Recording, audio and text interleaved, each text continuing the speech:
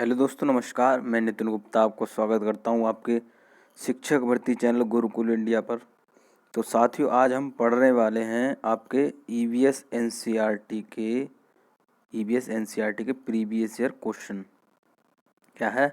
EVS NCERT previous year question पर आज हम चर्चा करेंगे। देखिए, मैं आपको बता दूं कि जो आपका ईवीएस एनसीईआरटी का जो भाग होता है आपका, देखिए पर्यावरण अध्ययन होती है आपकी 30 नंबर की आती है। तो 30 नंबर में आपका देखिए 15 नंबर का आपका एनसीईआरटी से आता है और 15 नंबर का आपका पेडागोजी आता है। ठीक है, तो आज हम चर्चा कर रहे हैं आपके एनसीईआरटी क्वेश्चनों पर, जो कि आपके जून सीटेट। देखिए, मैं बता दूं आपको, आपका जो मैं आपको आज करा रहा हूं वो आपके सीटेट पेपर फर्स्ट के क्वेश्चन करा रहा हूं। क्या है? सीटेट पेपर फर्स्ट के क्वेश्चन करा रहा हूं, जो कि आपके जून 2011 में आए हुए हैं। ठीक है, क्या है? जून 2011 में आए हुए हैं। आज हम उन पर चर्चा करेंगे।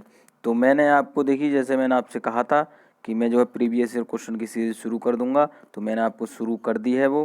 तो इसमें कि मैंने आपको, देखिए, सीडीपी जो बाल विकास है आपकी, उसका क्वेश्चन कराए हैं प्रीवियस ईयर के, और आपके मैथ के क्वेश्चन होते हैं वो कराए हैं जो आपके एग्ज़ाम में आते हैं। ठीक है, तो आज हम जो है ईवीएस एनसीईआरटी क्वेश्चन आए हैं उन पर आज चर्चा करेंगे। ठीक है, तो अगर चैनल पर पहली बार आए और शिक्षक भर्ती की, किसी भी स्टेट की शिक्षक भर्ती की तैयारी कर रहे हैं, तो चैनल को सब्सक्राइब कर लें और साथ ही साथ बेल आइकन को भी प्रेस कर दें, जिससे कि मेरी आने वाली नेक्स्ट वीडियो का नोटिफिकेशन आपको तुरंत मिल जाए। ठीक है, तो चलते हैं अपने पहले क्वेश्चन पर। तो देखिए, पहला क्वेश्चन क्या है हमारा कि दुर्गा एक गाँव में रहती है और लकड़ी या गोबर के उपले का ईंधन इस्तेमाल करते हुए चूल्हे पर खाना पकाती है। पिछले 3 महीनों से उसे तेज खांसी आ रही है, इसका कारण हो सकता है। तो देखिए, ऑप्शन ए हमारा है कि उसकी झोंपड़ी के अंदर और बाहर प्रदूषण तथा वृद्धावस्था। तो मैं पहले, देखिए, ऑप्शन में ही आपको समझा दूं कि इसमें देखिए प्रदूषण यहाँ तक की बात आपकी अलग होगी, वृद्धावस्था बात अलग होगी। ठीक है, या तो यह कारण है या ये कारण है। ठीक है, इसी में ही जो है आपके 2 कारण दे रखे हैं। ठीक है, और देखिए ऑप्शन बी हमारा है कि ईंधन के जलने से उत्पादित कार्बन मोनोऑक्साइड उसके श्वसन नली में जमा हो गई होगी। ऑप्शन सी हमारा है जलते हुए ईंधन से उत्पादित काला धुआं जो उसके श्वसन नली में जमा हो गया होगा। ऑप्शन डी हमारा है कि जलते हुए ईंधन के धुएं से उसे एलर्जी हो गई होगी। तो देखिए, इसमें कौन सा ऑप्शन हमारा सही होगा? तो ऑप्शन इसमें हमारा ऑप्शन सी सही होगा। क्या है? ऑप्शन सी सही होगा, जलते हुए ईंधन से उत्पादित काला धुआं जो उसके श्वसन नली में जमा हो गया होगा। तो मैं आपको बता दूं, ये हमारा जो कोयला होता है या गोबर के उपले होते हैं या हमारा कोई भी ईंधन होता है, इनके जलने से हमारा क्या होता है? Carbon monoxide. क्या है? कार्बन मोनोऑक्साइड गैस निकलती है। क्या है? कार्बन मोनोऑक्साइड गैस निकलती है। ठीक है, इसका सूत्र क्या होता है? हमारा CO होता है। तो ये जो है, अगर ये ईंधन जलते हैं तो ये गैस जो होती है वो हमारे क्या होती है? श्वसन नली में जमा होती रहती है, और जमा होने के बाद यह हमारे बीमारी का कारण बन जाती है। ठीक है, तो ये चीज़ आप याद रखेंगे। ठीक है, चलिए अगला क्वेश्चन देखेंगे। अगला क्वेश्चन है कि रानी अपने घर का कूड़ा नीचे दर्शाए तरीके से 2 डेयरियों में अलग करती है। तो 2 डेयरियाँ दे रखी हैं। पहली डेयरी में देखिए आपका क्या है? केले का छिलका है, सब्जियों के छिलके हैं, सूखी पत्तियां हैं। और दूसरी डेयरी में क्या है? आपका जैम की बोतल है, सॉस की बोतल है, उपयोग में लाई गई टूथपेस्ट ट्यूब है, और क्या है? प्लास्टिक के खिलौने हैं। तो रीना ने 2 डेयरियों में कूड़ा निम्न आधार पर अलग किया है। तो जो हमारी रीना है उसने जो है इन 2 डेयरियों में कूड़े को अलग अलग विभाजन किया है। किस आधार पर किया है, किस लिए किया है? ठीक है, तो क्या है हमारा? देखिए, ऑप्शन ए हमारा है दुर्गंध है, दुर्गंध रहित है। ठीक है, तो इन दोनों डेयरियों के बारे में बात हो रही है। ऑप्शन बी हमारा है अपघटित होने वाले और अपघटित नहीं होने वाले। ऑप्शन सी हमारा है पुनः चक्रण किया जा सकता है, पुनः चक्रण नहीं किया जा सकता है। ऑप्शन डी हमारा है घरेलू कचरा है और औद्योगिक कचरा है। तो इसमें देखिए कौन सा ऑप्शन हमारा सही होगा?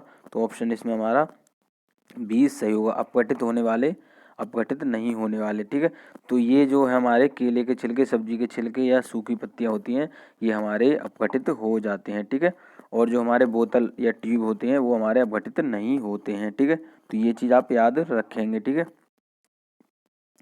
क्योंकि जो हमारे छिलका या सूखी पत्ती होती है ये जो आसानी से ही कुछ समय बाद अपने आप ही मिट्टी में समाहित हो जाते हैं। लेकिन जो बोतल या ट्यूब प्लास्टिक के कोई भी सामान होता है वो आसानी से हमारे अपघटित नहीं होते हैं। ठीक है, तो चलिए अगला क्वेश्चन देखेंगे। अगला क्वेश्चन क्या है? तो अगला क्वेश्चन है कि मीरा और दिव्या छोटी लड़कियां हैं। मीरा समोसे, कटलेट और डबल रोटी खाना पसंद करती है, जबकि दिव्या ऐसा भोजन पसंद करती है जिसमें लौह तत्व की कमी है। मीरा और दिव्या को निम्नलिखित बीमारियों में से क्रमशः कौन सी बीमारी होगी? तो देखिए इसमें कौन सा ऑप्शन हमारा सही होगा। तो देखिए ऑप्शन ए है हमारा कि स्कर्वी और एनीमिया। ऑप्शन बी हमारा एनीमिया और रतौंधी। ऑप्शन सी हमारा मोटापा और एनीमिया। ऑप्शन डी हमारा है मोटापा और स्कर्वी। तो कौन सा ऑप्शन इसमें सही होगा? हमारा ऑप्शन सी सही होगा, मोटापा और एनीमिया। तो देखिए मैं आपको बता दूं, यहाँ पर बात आ रही है मीरा क्या करती है, समोसे, कटलेट, डबल रोटी खाना पसंद करती है। तो इनके कारण क्या होता है, मोटापा बढ़ता है। ठीक है, क्या है, मोटापे में वृद्धि होती है। जबकि क्या है, दिव्या ऐसा भोजन पसंद करती है जिससे लौह तत्व की कमी होती है। तो लौह तत्व से क्या होता है, हमारा हीमोग्लोबिन से संबंध होता है। क्या है, हीमोग्लोबिन से संबंध होता है। तो हीमोग्लोबिन की कमी से क्या होता है, हमारा एनीमिया रोग होता है। ठीक है, क्या है, एनीमिया रोग होता है। तो ये क्वेश्चन आपका देखिए यहाँ पर एक तैयार और हो गया कि हीमोग्लोबिन की कमी से क्या होता है, हमारा एनीमिया रोग होता है। ठीक है, चलिए अगला क्वेश्चन देखें। अगला क्वेश्चन क्या है कि नींबू साधारण पानी में डूब जाता है जबकि नमकीन पानी में तैरता रहता है, क्योंकि? तो ऑप्शन ए हमारा है नींबू का घनत्व नमकीन पानी में कम हो जाता है। ऑप्शन बी हमारा है नमकीन पानी का घनत्व साधारण पानी के घनत्व से अधिक होता है। ऑप्शन सी हमारा है साधारण पानी का घनत्व नमकीन पानी के घनत्व से अधिक होता है। ऑप्शन डी हमारा है नींबू का घनत्व नमकीन पानी में अधिक हो जाता है। तो देखिए इसमें कौन सा ऑप्शन हमारा सही होगा। तो ऑप्शन इसमें हमारा बी सही होगा, नमकीन पानी का घनत्व साधारण पानी के घनत्व से अधिक होता है। ठीक है, तो देखिए इसमें मैं देखिए एक और बता दूं आपको, इसमें आपका एक क्वेश्चन और तैयार हो जाता है। अगर क्वेश्चन आपका ऐसे आ जाए कि नमकीन पानी का घनत्व साधारण पानी के घनत्व से, तो ऑप्शन होगा आपका अधिक होता है, कम होता है या ज़्यादा होता है, इनमें से कोई नहीं। ऐसे क्वेश्चन अगर आप आ जाता है तो आपको क्या लगाना, अधिक होता है। ठीक है, क्या है, अधिक होता है। तो ऐसे क्वेश्चन आपके पूछ लिए जाते हैं। ठीक है, तो ऑप्शन इसमें हमारा बी सही था। ठीक है, चलिए अगला क्वेश्चन देखेंगे। तो अगला क्वेश्चन है कि पके हुए चावल रेफ्रिजरेटर में अपेक्षाकृत लंबे समय तक परिरक्षित किए जा सकते हैं, जबकि क्योंकि ये रेफ्रिजरेटर में कुछ ऐसे रसायन होते हैं जो रोगाणुओं को नष्ट कर देते हैं। ऑप्शन बी हमारा है कम तापमान पर रोगाणु निष्क्रिय हो जाते हैं। ऑप्शन सी हमारा है रोगाणु कम तापमान पर नष्ट हो जाते हैं। ऑप्शन डी हमारा है कम तापमान पर भोजन का नमी तत्व घट जाता है। तो देखिए कौन सा ऑप्शन इसमें हमारा सही होगा। तो ऑप्शन इसमें हमारा बी सही होगा। क्या है, ऑप्शन बी सही होगा, कम तापमान पर रोगाणु निष्क्रिय हो जाते हैं। तो देखिए हमारा क्वेश्चन क्या है कि पके हुए चावल रेफ्रिजरेटर में अपेक्षाकृत लंबे समय तक परिरक्षित किए जा सकते हैं। तो क्या हमारा कम तापमान पर रोगाणु जो होते हैं हमारे निष्क्रिय हो जाते हैं। ठीक है, तो जितने भी हमारे रेफ्रिजरेटर में सामान रखा जाता है उसके कारण जो क्या है, हमारा रोगाणु होते हैं वो निष्क्रिय हो जाते हैं। ठीक है, चलिए अगला क्वेश्चन देखेंगे। तो अगला क्वेश्चन है कि रक्त की जांच द्वारा किसकी उपस्थिति से मलेरिया की पहचान होती है? तो ऑप्शन ए हमारा है लाल रक्त कोशिकाओं में मलेरिया परजीवी। क्या है हमारा, प्लाज्मोडियम। ऑप्शन बी हमारा है रक्त में क्षतिग्रस्त यकृत कोशिकाएं। ऑप्शन सी हमारा है रक्त में मच्छर के लार्वे। ऑप्शन डी हमारा है लाल रक्त कोशिकाओं में मच्छर के अंडे। तो देखिए इसमें कौन सा ऑप्शन हमारा सही होगा। ऑप्शन ए सही होगा, लाल रक्त कोशिकाओं में मलेरिया परजीवी। तो आप ये पहले ये जान लीजिए, इसको जो क्या कहते हैं, हम प्लाज्मोडियम कहते हैं।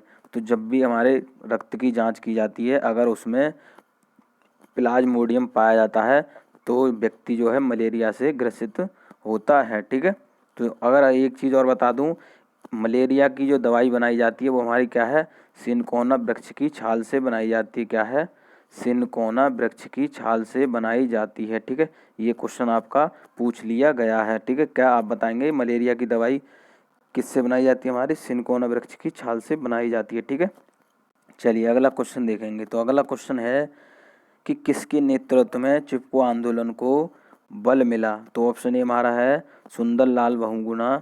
ऑप्शन बी हमारा है अमृता देवी बिश्नोई, ऑप्शन सी हमारा है मेधा पाटकर और ऑप्शन डी हमारा है ए के बनर्जी। तो देखिए इसमें कौन सा ऑप्शन हमारा सही है, तो ऑप्शन इसमें हमारा ए सही है, सुंदर लाल बहुगुणा। तो जो चिपको आंदोलन चलाया गया था वो जो है किनके किनके साथ चलाया गया था, हमारा सुंदर लाल बहुगुणा के साथ चलाया गया था। ठीक है, तो चिपको आंदोलन आपका कहाँ चलाया गया था ये बता दूं आपको, उत्तराखंड राज्य में चलाया गया था। क्या है, उत्तराखंड राज्य में चलाया गया था। किस लिए चलाया गया था, हमारा वनों की कटाई के रोकने के लिए। क्या है, वनों की कटाई के रोकने के लिए। ठीक है, पर्यावरण सुरक्षा के अंतर्गत। क्या है, पर्यावरण सुरक्षा के अंतर्गत वनों की कटाई को रोकने के लिए। इसमें जो है आपका क्या है, सबसे ज़्यादा स्त्रियों ने भाग लिया। ठीक, क्या है, सबसे ज़्यादा स्त्रियों ने भाग लिया। तो ये चीज़ आप याद रखेंगे, क्या है, सबसे ज़्यादा स्त्रियों ने भाग लिया। और उन्होंने जो है इसको कैसे रोका, पेड़ को हाथ मतलब पेड़ से चिपक कर, ठीक है, क्या है, पेड़ से चिपक कर इस क्या है इसको रोका, इसकी कटाई को, वन की कटाई को पेड़ से चिपक कर रोका। तो इसको क्या है, हमारा चिपको आंदोलन नाम दिया गया। ठीक है, किसके किसके साथ किया गया, किसके नेतृत्व में किया गया था, हमारा सुंदरलाल बहुगुणा के नेतृत्व में किया गया था। ठीक है, तो चलिए अगला क्वेश्चन देखेंगे। तो ये आप याद रखेंगे उत्तराखंड में चलाया गया था, इससे क्वेश्चन आपका आ जाता है। अगला क्वेश्चन है, विटामिन ऐसे पदार्थ हैं जो, ऑप्शन ए हमारा है हमारी उपापचय दर बढ़ाकर भार में कमी लाते हैं, ऑप्शन बी हमारा है स्वस्थ रहने के लिए दवाई के रूप में लिए जाते हैं, ऑप्शन सी हमारा है पेशियों का विकास करके हमें ताकतवर बनाते हैं, ऑप्शन डी हमारा है हीनता जन्य रोगों से बचाव के लिए थोड़ी मात्रा में आवश्यक हैं। तो देखिए कौन सा ऑप्शन इसमें सही है, हमारा ऑप्शन डी सही है, हीनता जन्य रोगों से बचाव के लिए थोड़ी मात्रा में आवश्यक हैं। तो आप ये चीज़ याद रखेंगे, जो हमारे विटामिन जो लिए जाते हैं क्या है, हमारे रोगों से बचाव के लिए लिए जाते हैं। ठीक है, किसके लिए आवश्यक, हमारे हीनता जन्य रोगों से बचाव के लिए थोड़ी मात्रा में आवश्यक हैं। ठीक है, चलिए अगला क्वेश्चन देखेंगे। तो अगला क्वेश्चन है कि ग्रामीण क्षेत्रों में गाय के गोबर से झोंपड़ी की दीवारों और फर्शों को लीपा जाता है। तो पहले तो आप ये देखिए इस क्वेश्चन पर वेरी वेरी इंपॉर्टेंट लिख लें, वेरी वेरी इंपॉर्टेंट लिख लें, क्योंकि यह क्वेश्चन आपका बार बार रिपीट होता है। ठीक है, तो अब देखिए क्वेश्चन देख लेते हैं।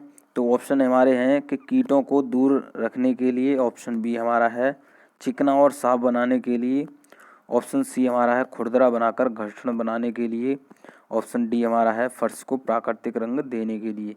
तो देखिए कौन सा ऑप्शन इसमें सही है, हमारा ऑप्शन ए सही है। क्या है, ऑप्शन ए सही है, कीटों को दूर रखने के लिए। ठीक है, तो आप ये चीज़ याद रखेंगे, अगर क्वेश्चन आता है कि ग्रामीण क्षेत्रों में गाय के गोबर से झोंपड़ी की दीवारों पर फर्श को लीपा जाता है, तो किस लिए लीपा जाता है, हमारे कीटों के बचाव से। क्या है, कीटों के बचाव के लिए। ठीक है, क्या है, कीटों से बचाव के लिए। क्या है, कीटों को दूर रखने के लिए। दोनों चीज़ अगर ऑप्शन में आ जाती है तो आप लगाएंगे। ठीक है, चलिए अगला क्वेश्चन देखेंगे कि अगला क्वेश्चन हमारा है कि एक किसान दानों को भूसे से अलग करना चाहता है, जिस प्रक्रिया से यह किया जा सकता है वह कहलाती है। तो ऑप्शन ए हमारा है हस्तचयन, ऑप्शन बी हमारा है थ्रेशिंग, ऑप्शन सी हमारा है निष्पादन। देखिए निष्पादन है, ये निष्पावन नहीं है। ठीक है, क्या है, डी हमारा है फसल की कटाई। तो देखिए इसमें कौन सा ऑप्शन हमारा सही है, तो ऑप्शन इसमें हमारा बी सही है, थ्रेशिंग। क्या है, जो हमारी प्रक्रिया होती है वो थ्रेशिंग प्रक्रिया होती है, जिससे जो क्या होता है गेहूं के दाने को अलग किया जाता है और भूसे को अलग किया जाता है। तो आप ये बताएंगे, देखिए ये तो थ्रेशिंग प्रक्रिया हो गई। अगर बात आ जाए मशीन की तो आप कहेंगे थ्रेशर मशीन होती है। क्या है, थ्रेशर मशीन होती है। ठीक है, जिसके द्वारा क्या है दाने को अलग किया जाता है और भूसे को अलग किया जाता है। ठीक है, प्रक्रिया थ्रेशिंग प्रक्रिया है और मशीन क्या है, हमारी थ्रेशर मशीन है। ठीक है, चलिए अगला क्वेश्चन है कि यह देखा गया कि पाचन क्रिया बाहर की अपेक्षा आमाशय के अंदर अधिक तेजी से होती है, क्योंकि। तो ऑप्शन ये हमारा है आमाशय के अंदर भोजन का मंथन होता रहता है, जिससे उसकी सतह का क्षेत्रफल बढ़ जाता है और एंजाइमों की क्रिया तेज हो जाती है। ऑप्शन बी हमारा है पाचक रस आमाशय के अंदर अम्लीय होते हैं जबकि बाहर वे क्षारीय होते हैं। ऑप्शन सी हमारा है आमाशय के अंदर भोजन की उपस्थिति में पाचक रस का उत्पादन बहुत ज़्यादा होता है। और ऑप्शन डी हमारा है पाचक रस जब आमाशय के बाहर रखते हैं तो निष्क्रिय हो जाते हैं। तो देखिए इसमें कौन सा ऑप्शन हमारा सही है, तो इसमें हमारा ऑप्शन ए सही है। क्या है, आमाशय के अंदर भोजन का मंथन होता रहता है, जिससे क्या है उसकी सतह का क्षेत्रफल बढ़ जाता है और एंजाइमों की क्रिया तेज हो जाती है। ठीक है, तो चलिए अगला क्वेश्चन देखेंगे कि अगला क्वेश्चन है कि भैंस की पीठ पर अक्सर बगुला पक्षी, देखिए बगुला मैं बता दूं आपके, देखिए क्वेश्चन आपका यहाँ पे भी तैयार हो जाता है। अगर बगुले की जगह पर आपका इग्रेट लिखा आ जाए, ठीक है, क्या है इग्रेट लिखा आ जाए, तो आप कन्फ्यूजन नहीं होना है। ठीक है, जैसे मैं आपको क्वेश्चन देखिए पढ़ के बता देता हूँ कि भैंस की पीठ पर अक्सर इग्रेट पक्षी बैठा दिखाई देता है, ऐसा इसलिए होता है। ठीक है, अब आप यहाँ पर कन्फ्यूज जाएंगे कि इग्रेट क्या चीज़, तो आप याद रखेंगे दोनों चीज़ आपको पता होनी चाहिए। इग्रेट मतलब बगुला होता है। ठीक है, तो दोनों चीज़ समझेंगे, बगुला है इग्रेट है, दोनों एक ही बात है। ठीक है, उसका ही नाम इग्रेट है। ठीक है, क्योंकि बगुला, तो ऑप्शन ए हमारा है घास में पाए जाने वाले कीट खाता है। ऑप्शन बी हमारा है भैंस की पीठ पर बैठकर गाना पसंद करता है। ऑप्शन सी हमारा है उड़ने के बाद थोड़ा आराम करता है। और ऑप्शन डी हमारा है भैंस की पीठ पर परजीवी कीट खाता है। तो देखिए इसमें कौन सा ऑप्शन हमारा सही होगा, ऑप्शन डी सही होगा, भैंस की पीठ पर परजीवी कीट खाता है। ठीक है, जैसे इसमें देखिए और ऑप्शन में दे रखा है कि क्या है घास में पाए जाने वाले कीट खाता है, तो इससे हमारा कोई मतलब नहीं है। ठीक है, क्योंकि यहाँ पर जो है भैंस की पीठ पर बैठने की बात हो रही है। दूसरा क्या है भैंस की पीठ पर बैठकर गाना पसंद करता है, ये भी बात हमारी नहीं है। तीसरा क्या है उड़ने के बाद आराम करता है, तो आराम तो वह कहीं भी कर सकता है। ठीक है, तो ये तीनों विकल्प हमारे गलत हैं। कौन सा सही है हमारा, ऑप्शन डी सही है, तो भैंस की पीठ पर परजीवी कीट खाता है। ठीक है, चलिए अगला क्वेश्चन देखेंगे कि क्वथन क्या है, क्वथन मतलब उबालना। ठीक है, तो ये भी चीज़ आप याद रखें, दोनों चीज़ अगर उबालना आ जाए या क्वथन आ जाए तो दोनों एक ही चीज़ हैं, और बाष्पीकरण में अंतर बताना है। ठीक है, तो क्या है ऑप्शन ए हमारा है क्वथन में द्रव से वाष्प में परिवर्तन देखा जा सकता है, जबकि बाष्पीकरण देखा नहीं जा सकता। ऑप्शन बी हमारा है क्वथन से जल की अवस्था बदल जाती है, जबकि बाष्पीकरण में नहीं। ऑप्शन सी हमारा है कि बाष्पीकरण किसी भी तापमान पर हो सकता है, जबकि क्वथन नहीं। ऑप्शन डी हमारा है क्वथन से द्रव का आयतन कम हो जाता है, जबकि बाष्पीकरण में नहीं। तो देखिए इसमें कौन सा ऑप्शन हमारा सही है, तो इसमें हमारा कौन सा ऑप्शन सही है, ऑप्शन सी सही है, किसी भी तापमान पर हो सकता है। क्या है बाष्पीकरण किसी भी तापमान पर हो सकता है, जबकि क्वथन नहीं हो सकता, क्योंकि देखिए क्वथन जो होता है हमारा 100 डिग्री सेंटीग्रेड पर ही शुरू होता है। ठीक है, क्या है 100 डिग्री सेंटीग्रेड पर ही शुरू होता है। ठीक है, बाष्पीकरण हमारा जो है किसी भी ताप पर हो जाता है। जैसे आप घर में नॉर्मली आप ये समझ लीजिए, अगर आप घर में जो है पानी उबालते हैं तो उसका कोई निश्चित नहीं होता है, और क्वथन जो होता है हमारा 100% के बाद में ही होता है। ठीक है, चलिए अगला क्वेश्चन देखेंगे। अगला क्वेश्चन है कि एक पुरुष जिसका रक्त ओ है एक ए रक्त समूह वाली स्त्री से शादी करता है, उसके पहले बच्चे के रक्त समूह ओ होने की संभावना है। तो देखिए मैं आपको बता दूं, इसमें ऑप्शन देखिए, ऑप्शन पढ़ लेते हैं। ऑप्शन ए हमारा है 75%, ऑप्शन बी हमारा है 50%, क्या है 50%, ऑप्शन सी हमारा है 100%, ऑप्शन डी हमारा 25%। तो देखिए इसमें कौन सा ऑप्शन हमारा सही होगा, ऑप्शन बी सही होगा। ठीक है, तो यहाँ पर बात आ रही है, देखिए पुरुष जो है वो हमारा क्या है ए समूह वाला, ओ समूह वाला है, और स्त्री कौन सी हमारी ए समूह वाली है। ठीक है, ए रक्त समूह वाली है। तो उसमें जो है क्या कह रहे हैं कि बच्चे के रक्त समूह ओ होने की संभावना कितनी है, तो हमारी 50-50% है। ठीक है, क्या है 50-50% है। तो ये चीज़ याद रखेंगे। देखिए पहले बच्चे की बात आ रही है, तो पहले बच्चे में जो होती है वो रक्त समूह 50-50% होने की संभावना होती है। ठीक है, तो ये चीज़ आप याद रखेंगे। अगला क्वेश्चन देखेंगे कि टूटता तारा है, तो देखिए टूटते तारे को क्या उल्का पिंड भी कहते हैं, ये भी आप याद रखेंगे। क्वेश्चन आपका कोई किसी भी आपका बदल के आ सकता है कि उल्का पिंड है या टूटता तारा है, तो दोनों चीज़ आपको पता होनी चाहिए। तो ऑप्शन ए हमारा है कि एक समान गति से चलने वाला तारा। ऑप्शन बी हमारा है एक चमकता पिंड जो वायुमंडल में एक समान गति से चलता है। ऑप्शन सी हमारा है एक तारा जिसके एक सिरे पर पूंछ होती है। ऑप्शन डी हमारा है उल्काव जो पृथ्वी के वायुमंडल में प्रवेश करते ही आग पकड़ लेता है। तो देखिए इसमें कौन सा ऑप्शन हमारा सही होगा, ऑप्शन डी सही होगा। क्या है उल्काव जो पृथ्वी के वायुमंडल में प्रवेश करते ही आग पकड़ लेता है। ठीक है, तो देखिए यहाँ पर मैं बता दूँ, ये देखिए यहाँ पर बात आ रही है कि एक तारा जिसकी एक सिरे पर पूंछ होती है, तो पूंछ नहीं होती है वो, ठीक है क्या होती है पूंछ नहीं होती है। हम कहते हैं कि कोई भी तारा होता है, मतलब उल्का पिंड जो होता है उसके पीछे पूंछ होती है, तो वो नहीं होती है। क्या है देखिए, जब वह पृथ्वी से टकराता है तो पृथ्वी, हमारे जो वायुमंडल में विभिन्न प्रकार की गैसें पाई जाती हैं, धूल मिट्टी के कण पाए जाते हैं, जिससे टकराकर वह घर्षण करता है। घर्षण के द्वारा क्या है, वो उसमें जो है आग मतलब आग की संभावना होती है कि उसमें जो है ऐसी लगता है कि जो है पीछे से उसके आग लग रही है, तो वो हमारा पूंछ जैसी दिखाई देती है। क्या है, पूंछ जैसी दिखाई देती है। किसके कारण, हमारे वायुमंडल में विभिन्न प्रकार की गैसें और हमारे धूल मिट्टी के कण हैं, उनसे टकराकर घर्षण होता है। घर्षण से जो है हमारे आग लगती है उसमें, ठीक है। तो जो हमारे पीछे आग निकलती है उसको हम पूछ कहते हैं, ठीक है। जैसे अब आप देहात, मतलब जो अपने भाषा में कहते हैं पूछ होती है, तो वो क्या होती है हमारी, जब वह क्या है पृथ्वी के वायुमंडल में जब वो हमारे विभिन्न गैसों से टकराता है तब वह ऐसी स्थिति होती है। तो आप ये चीज़ समझ गए होंगे, ठीक है। तो मैं आशा करता हूँ वीडियो आपको समझ में आ गई होगी। तो जो आज हमने जो है क्या है एनसीईआरटी, क्या है एनसीईआरटी ईवीएस की जो है एनसीईआरटी ईवीएस की क्या है 2011 जून 2011 का पेपर सॉल्व किया है।